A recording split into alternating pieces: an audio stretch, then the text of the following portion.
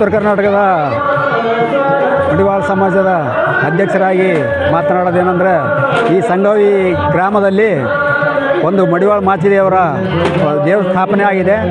ಇದು ಹೊಸ ವರ್ಷದ ಹೊಸ ಇತಿಹಾಸ. ಒಂದು ವರ್ಷಕ್ಕೊಂದು ಸಾರಿ ಇದು ಜಾತ್ರೆ ಟೈಪು ಮಾಡಬೇಕು. ಇದು ಮಾಚಿದೇವರು ದೇವಸ್ಥಾನವನ್ನು ವಿಜೃಂಭಣೆಯಿಂದ ನಡೆದಂಥ ನಮ್ಮ ಬಸವ ಮಾಚಿದೇವ ಮಹಾಸ್ವಾಮಿಗಳು, ಆಮೇಲೆ ನಮ್ಮ ಇವರು ವಚನಾನಂದ ಸ್ವಾಮೀಜಿ ಗುರುಗಳು, ಆಮೇಲೆ ಇವರು ವಾಲ್ಮೀಕಿ ಗುರುಗಳು, ಆಮೇಲೆ ಈ ನಾಯಕರಾದಂಥ ಎಚ್ ಕೆ ಪಾಟೀಲ್ ಸಾಹೇಬರು, ಇಲ್ಲಿ ನಮ್ಮ ಗುರು ಇವ್ನು ಸಂದು ಮೈಸೂರು ಆರ್ ರಘು, ಆಮೇಲೆ ನಮ್ಮ ಸದಸ್ಯರಾದ ಎಲ್ಲರೂ ಬಂದಿದ್ದಾರೆ. ನಮ್ಮ ಸಮಾಜದ ಒಳ್ಳೆಯ ಇತಿಹಾಸ ಇದು. ಒಂದು ಹೊಸ ವರ್ಷದ ಇತಿಹಾಸಕ್ಕೆ ಒಂದು ಹೊಸ ವರ್ಷದ ದೇವಸ್ಥಾನ ಸ್ಥಾಪನೆ ಆಗಿದೆ. ಇದು ಪ್ರತಿ ವರ್ಷ ಇದೇ ರೀತಿಯ ಒಳಗೆ ಒಂದು ವಿಜೃಂಭಣೆಯಿಂದ ನಡೀಲಿ ಅಂತ ಹೇಳ್ಬಿಟ್ಟು ನಮ್ಮ ಆಶಯ. ಇವತ್ತಿನ ದಿವಸ ನಾಗಾವಿ ಗ್ರಾಮದಲ್ಲಿ, ಗದಗ ಜಿಲ್ಲೆ ನಾಗಾವಿ ಗ್ರಾಮದಲ್ಲಿ ಶ್ರೀ ಗುರು ಮಡಿವಾಳ ಮಾಚಿದೇವರ ಮೂರ್ತಿ ಪ್ರತಿಷ್ಠಾಪನೆ ಕಳಸಾರೋಹಣ ಕಾರ್ಯಕ್ರಮ. ಇಡೀ ರಾಜ್ಯಾದ್ಯಂತ ಜನ ಇಲ್ಲಿ ಆಗಮಿಸಿದ್ದಾರೆ. ಇವತ್ತು ದೇವರಿಪ್ಪರಿಗೆಯಲ್ಲಿ ಒಂದು ಪೀಠ ಇದೆ, ಮಾಚಿದೇವರು ಹುಟ್ಟಿದ ಜನ್ಮಸ್ಥಳ ಹಾಗೂ ಐಕ್ಯಸ್ಥಳ.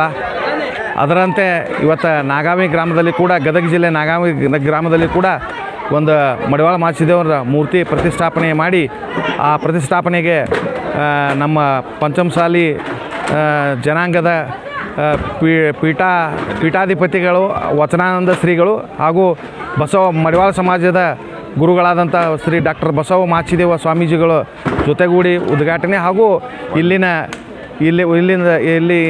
ವಾಲ್ಮೀಕಿ ಸಮಾಜದ ಗುರುಗಳು ಸೇರಿ ಈ ಕಾರ್ಯಕ್ರಮವನ್ನು ನಡೆಸಿಕೊಟ್ಟಿದ್ದಾರೆ. ಅದಕ್ಕಿಂತ ದೊಡ್ಡದಂತಂದ್ರೆ ಇಲ್ಲಿನ ಸ್ಥಳೀಯ ಶಾಸಕರು ಹಾಗೂ ಮಂತ್ರಿಗಳಾದಂಥ ಎಚ್ ಕೆ ಪಾಟೀಲ್ ಸಾಹೇಬರು ಇದನ್ನು ಈ ಸಮುದಾಯ ಭವನಕ್ಕೆ ಬಹುಶಃ ಉದ್ಘಾಟನೆ ಅವರಿಂದಾಗಿದೆ. ಈ ಸಮುದಾಯ ಭವನಕ್ಕೆ 30 ಲಕ್ಷ ರೂಪಾಯಿನ ದೇಣಿಗೆ ನೀಡಿ ಒಂದು ಒಳ್ಳೆಯ ರೀತಿಯಿಂದ ಈ ಕಾರ್ಯಕ್ರಮವನ್ನು ಈ ಸಮಾಜದ ಇದಕ್ಕಾಗಿ ಕೊಟ್ಟಿದ್ದಾರೆ. ಅವರಿಗೂ ಕೂಡ ಈ ಉತ್ತರ ಕರ್ನಾಟಕ ಮಡಿವಾಳ ಸಂಘದ ಎಲ್ಲ ಪದಾಧಿಕಾರಿಗಳು ಧನ್ಯವಾದಗಳು ಹೇಳ್ತವೆ, ಚಿರಋಣಿಯಾಗಿದ್ದೇವೆ ಅಂತಿಕೊಂಡು ಇಲ್ಲಿ ನೆರೆದಂಥ ಎಲ್ಲ ಪದಾಧಿಕಾರಿಗಳು ಧನ್ಯವಾದಗಳು ಹೇಳ್ತದೆ. ಜೈ ಹಿಂದ್, ಜೈ ಕರ್ನಾಟಕ, ಜೈ ಮಾತೆ.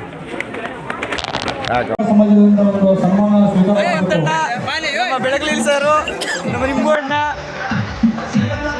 ಸಮುದಾಯದ ಗಣ್ಯ ವ್ಯಕ್ತಿಗಳು.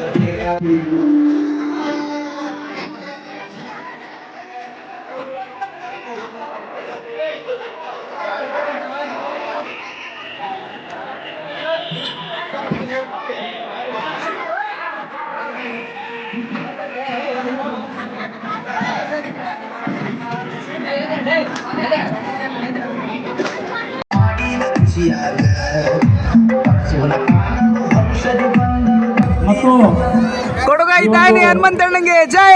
ಮಾಚಿದೇವರ ದೇವಸ್ಥಾನದ ಭೂದಾಯಿಗಳಂತ ತಿಪ್ಪಸಪ್ಪ ಸ್ವಲ್ಪ ಟೆನ್ಷನ್ ಅವರು